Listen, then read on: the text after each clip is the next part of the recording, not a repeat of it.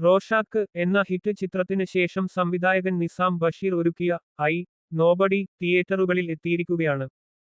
പൃഥ്വിരാജ് സുകുമാരനും പാർവതി തിരുവോത്തും കേന്ദ്രകഥാപാത്രങ്ങളെ അവതരിപ്പിക്കുന്ന ഈ ചിത്രം ഒരു ബാങ്ക് കൊള്ളയുടെ പശ്ചാത്തലത്തിൽ ഒരുക്കിയ ഒരു ആക്ഷൻ ത്രില്ലറാണ്. റോഷാക്ക്, ഇബിലീസ് എന്നീ ചിത്രങ്ങൾക്ക് തിരക്കഥയൊരുക്കിയ സമീർ അബ്ദുളാണ് ഈ ചിത്രത്തിന്റെയും രചന നിർവഹിച്ചിരിക്കുന്നത്.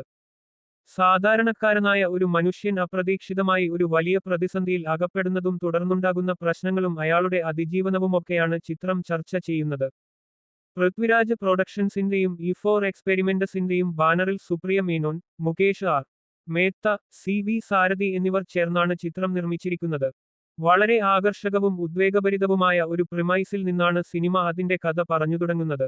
ആദ്യ സീൻ മുതൽ പ്രേക്ഷകരെ സിനിമയിലേക്ക് കൂടെക്കൂട്ടാൻ സംവിധായകന് സാധിക്കുന്നുമുണ്ട്. ആദ്യപകുതി വരെ തികച്ചും റിയലിസ്റ്റിക്കായും ത്രില്ലിംഗായും കഥ മുന്നോട്ടു കൊണ്ടുപോകാൻ അണിയറ പ്രവർത്തകർക്ക് കഴിഞ്ഞിട്ടുണ്ട്. കേവലമൊരു ഹീസ്റ്റ് ചിത്രമെന്നതിനപ്പുറം രാജീവന്റെ ജീവിതപരിസരങ്ങളെയും സാമൂഹികാന്തരീക്ഷത്തെയും കൃത്യമായി അടയാളപ്പെടുത്താൻ തിരക്കഥാകൃത്ത് ശ്രമിക്കുന്നുണ്ട്. എന്നാൽ രണ്ടാം പകുതിയിലേക്ക് കടക്കുമ്പോൾ കഥയുടെ ആ രസച്ചരടിന്റെ മുറുക്കം നഷ്ടപ്പെടുന്നതായി കാണാം. സർവൈവൽ മോഡിലുള്ള ഒരു ചിത്രമായിട്ടുകൂടി പലപ്പോഴും നായകന് അമാനുഷിക പരിവേഷം നൽകുമ്പോൾ കഥയുടെ സ്വാഭാവികതയും ലോജിക്കും ബാക്ക് സീറ്റിലേക്ക് മാറുകയാണ്. തികച്ചും സാധാരണക്കാരനായ ഒരു സർക്കാർ ഉദ്യോഗസ്ഥൻ പെട്ടെന്നൊരു ദിവസം അമാനുഷികമായ കരുത്തോടെ പ്രതിരോധിക്കുന്നത് എങ്ങനെ എന്ന ചോദ്യം പ്രേക്ഷകരിൽ ഉയരുന്നതോടെ ചിത്രത്തിന്റെ വിശ്വസനീയത തകരുന്നു.